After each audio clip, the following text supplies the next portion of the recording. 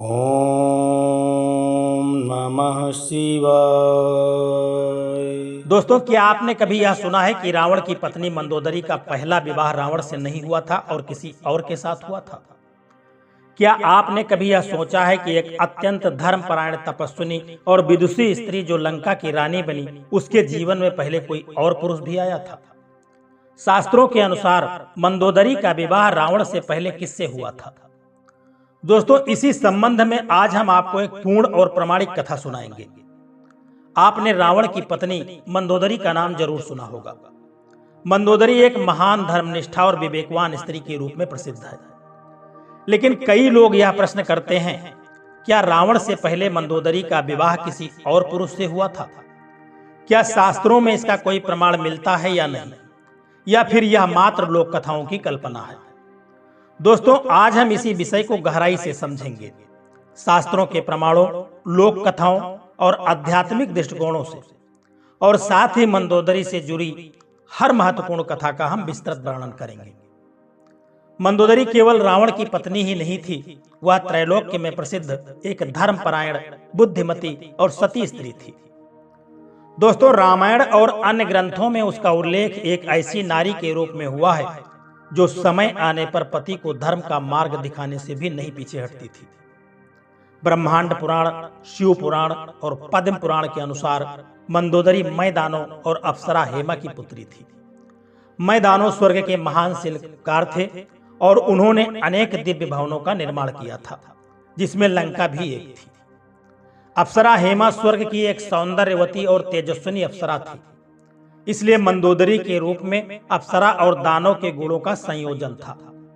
वह रूपवती भी थी और साथ ही नीति और धर्म में रची बसी भी हुई थी। लेकिन कुछ किंवदंतियों में यह भी कहा गया है कि मंदोदरी का जन्म एक विशेष परिस्थिति में हुआ था। एक कथा के अनुसार मैदानों और हेमा संतान सुख की प्राप्ति के लिए तपस्या कर रहे थे और भगवान शिव की कृपा से उन्हें मंदोदरी की प्राप्ति हुई पुत्री के रूप में, जो शिव भक्त थी और परम तेजस्विनी थी। दोस्तों, त्रेता युग की यह कथा अत्यंत रहस्यमयी, आध्यात्मिक और नैतिक शिक्षाओं से परिपूर्ण है। मंदोदरी जो रावण की पत्नी थी, केवल लंका की रानी ही नहीं थी, बल्कि अपने युग की एक परम शिव भक्त, पतिव्रता और बुद्धिमान नारी भी थी। लेकिन बहुत कम लोग जानते हैं कि मंदोदरी का जन्म साधारण नहीं, बल्कि एक रहस्य और तपस्या से जुड़ा चमत्कारी रूप से हुआ था। प्राचीन काल में मैदानों जो राजसों का एक अत्यंत विद्वान और वास्तुशास्त्र का महान ज्ञाता था, अपनी पत्नी हेमा के साथ स्वर्ग लोक में निवास करता था। हेमा जो थी एक अप्सरा थी और वह अत्यंत सुंदर, नृत्य कला में निपुण और धर्मपरायण स्त्री मानी जाती थी। दोस्तों, विवाह के कई वर्षों के बाद भी उन्हें संतान सुख प्राप्त नहीं हो रहा था और संतान की प्राप्ति के लिए उन्होंने कठोर तपस्या का निर्णय लिया। मैदानों ने हजारों वर्षों तक तप करके भगवान शिव को प्रसन्न किया और हेमा ने भी गंगा तट पर लगातार पूजा अर्चना की। शिव जी उनकी भक्ति से प्रसन्न हुए और उन्हें एक अत्यंत तेजस्वी पुत्री प्राप्त होने का वरदान दिया। एक दिन की बात है कि हेमा गंगा में स्नान कर रही थी, तभी उनके समीप एक जल कुंड में से एक विचित्र तेज निकलता है। वह तेज एक कुंवारी कन्या के रूप में जाकर के प्रकट हो जाता है। यह जल वास्तव में मैदानों के द्वारा तपस्या के समय छोड़ा गया जल था, जिसमें तप की ऊर्जा और शिव भक्ति का प्रभाव था। हेमा उस कन्या को गोद में लेती है और वह कन्या दिव्य गुणों वाली थी, सुंदरता में अनुपम थी, बुद्धि में अद्वितीय और स्वभाव में अत्यंत ही शांत थी। उसका नाम रखा गया मंदोदरी, जिसका अर्थ है कि जो नम्र स्वभाव और सौम्यता से परिपूर्ण हो, वही मंदोदरी है। मंदोदरी बचपन से ही अत्यंत शिवभक्त थी। उन्होंने कैलाश पर्वत की दिशा में ध्यान लगा करके घंटों ध्यान साधना की और शिवलिंग की सेवा करती रहती थी। वह नृत्य करने में, वेद शास्त्र और नीति में पारंगत थी। एक कन्या होते हुए भी उनमें ऐसी दिव्य तेज था कि देवगण तक उनकी सराहना किया करते थे। दोस्तों, कुछ पुराणों में यह भी उल्लेख मिलता है कि मंदोदरी एक पूर्व जन्म में अप्सरा थी जो भगवान शिव की आराधना किया करती थी। लेकिन एक बार किसी ऋषि की तपस्या में विघ्न डालने के कारण उन्होंने उसे श्राप दे दिया था और वह अगले जन्म में राक्षस कुल में जन्म लेगी। किंतु अपने सद्गुणों के कारण वह महान कीर्ति प्राप्त करेगी और शिव भक्त राजा की पत्नी बनेगी। दोस्तों, मंदोदरी के जन्म के समय ही एक दिव्य आकाशवाणी भी हुई थी। आकाशवाणी में यह कहा गया था कि यह कन्या एक महान राक्षस कुल की रानी बनेगी, किंतु उसका जीवन संघर्षों और धर्म संकटों से भरा होगा। वह पतिव्रता की प्रतिमा बना करके युगों तक स्मरण की जाएगी। यह आकाशवाणी सुन करके मैदानों चिंतित हो उठा, क्योंकि वह नहीं चाहता था कि उसकी पुत्री किसी राक्षस के साथ विवाह करे। लेकिन विधि के विधान के अनुसार एक दिन लंका का राजा रावण जब मैदानों के भवन में वास्तुशास्त्र सीखने के लिए गया, तभी उसकी दृष्टि मंदोदरी पर पड़ गई और वह उसके सौंदर्य और गुणों से प्रभावित होकर के मैदानों के सामने विवाह का प्रस्ताव रख दिया। मैदानों असमंजस में पड़ गया, लेकिन ब्रह्मा जी और शिव जी के संकेतों से यह निर्णय होता है कि रावण से विवाह ही मंदोदरी की नियति है, क्योंकि वह रावण के जीवन में धर्म और संयम की प्रेरणा बनेगी। मंदोदरी एक शिवभक्त स्त्री थी और उसने विवाह के पूर्व भी भगवान शिव की कठोर तपस्या की थी। कहा जाता है कि वह चाहती थी कि उसका पति धर्मशील, वीर और पराक्रमी हो। रावण की वीरता और तप के कारण उसने उसे अपने पति के रूप में स्वीकार किया था। दोस्तों, वाल्मीकि रामायण, उत्तरकांड, कंब रामायण और शिव पुराण में यह विवरण मिलता है कि जब रावण की तपस्या और युद्ध विजय के बाद दिग्विजय यात्रा पर निकला था, तब वह मय दैत्य के भवन तक जाकर के पहुंच गया। मय दैत्य ने रावण की शक्ति और विद्वता से प्रसन्न होकर के अपनी पुत्री मंदोदरी का विवाह रावण के साथ कर दिया। यह विवाह स्वेच्छा से, विधि पूर्वक और सम्मान पूर्वक हुआ था। मंदोदरी ने रावण को एक पति के रूप में स्वीकार किया। दोस्तों, अब आते हैं मूल प्रश्न पर। क्या मंदोदरी का रावण से पहले किसी अन्य पुरुष से विवाह हुआ था? इसका सीधा सा उत्तर है, जो शास्त्रोक्त है, कि नहीं। वाल्मीकि रामायण, अध्यात्म रामायण, शिव पुराण, ब्रह्मांड पुराण, पद्म पुराण जैसे किसी भी प्रामाणिक शास्त्र में मंदोदरी के किसी पूर्व विवाह का कोई उल्लेख नहीं मिलता है।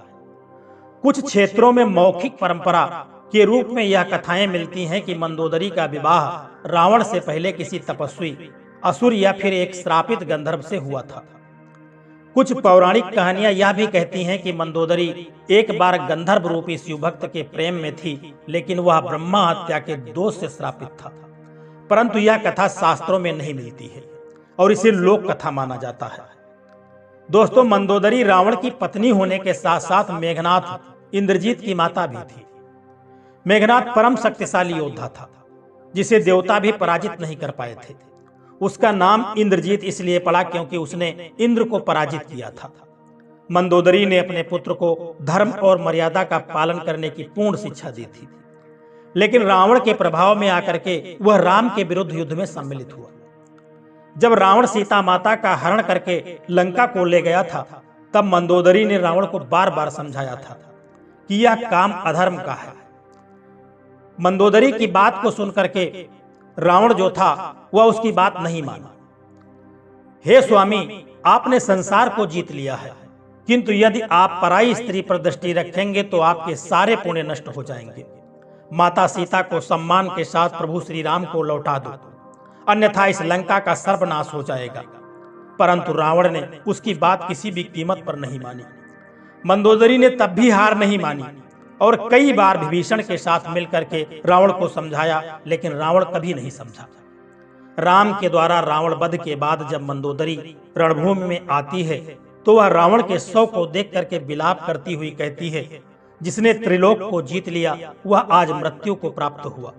यह उसी का फल है जो तुमने धर्म का उल्लंघन किया। उसका शोक केवल एक पत्नी का ही नहीं था, बल्कि एक सती स्त्री का था, जिसने सदा अपने पति को धर्म के मार्ग पर चलने का प्रयास किया था, लेकिन उसने कभी भी धर्म के मार्ग पर चलने का प्रयास नहीं किया। कुछ रामायणों की उपशाखाओं में यह उल्लेख मिलता है कि रावण की मृत्यु के बाद मंदोदरी का विवाह विभीषण से हुआ, जिससे लंका का शासन अस्थायित्व पा सके। परंतु वाल्मीकि रामायण और अधिकतर शास्त्रों में इसका कोई प्रमाण नहीं है। मंदोदरी ने पति की मृत्यु के बाद वानप्रस्थ जीवन अपनाया, संयम और भक्ति के साथ अपना जीवन बिताया था। मंदोदरी की सबसे विशेष बात यह थी कि वह धर्म के मार्ग पर दृढ़ थी। उसके चरित्र में नीति, मर्यादा, भक्ति, तप और नारी की गरिमा का पूर्ण समावेश था। वह एक आदर्श पत्नी थी, सती और माता थी। कुछ ग्रंथों में संकेत मिलता है कि मंदोदरी ने स्वप्न में रावण की मृत्यु को पहले ही देख लिया था। उसने रावण से कहा भी था कि यदि तुमने सीता को नहीं लौटाया तो तुम्हारा संपूर्ण कुल नष्ट हो जाएगा।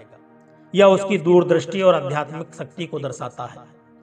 इससे यह सिद्ध होता है कि मंदोदरी मय दैत्य और हेमा की पुत्री थी। उसका विवाह विधि पूर्वक रावण से ही हुआ था। किसी अन्य पुरुष से विवाह का कोई प्रमाण शास्त्रों में नहीं है। लोक कथाएं मनोरंजन के लिए हो सकती हैं, परंतु वे प्रामाणिक नहीं है। मंदोदरी का चरित्र नारी गरिमा, धर्म और सच्चाई का प्रतीक है। इसलिए यह स्पष्ट होता है कि मंदोदरी का विवाह केवल रावण से ही हुआ था और रावण से पहले उसका पति कोई नहीं था। दोस्तों, मंदोदरी जैसी महान स्त्रियां हमें यह सिखाती हैं कि मर्यादा, धर्म और नीति हर युग में सर्वोपरि है। संसार चाहे संसार का सबसे शक्तिशाली पुरुष ही क्यों न हो, यदि वह अधर्म का मार्ग अपनाता है तो उसका विनाश निश्चित है। मंदोदरी की कथा हमें नारी की वास्तविक शक्ति का परिचय भी देती है। दोस्तों, यदि यह कथा आपको ज्ञानवर्धक लगी है और पसंद आई है तो वीडियो को लाइक करें, चैनल को सब्सक्राइब करें और इस कथा को दूसरों तक जरूर पहुंचाएं। दोस्तों, जय श्री कृष्णा, राधे राधे।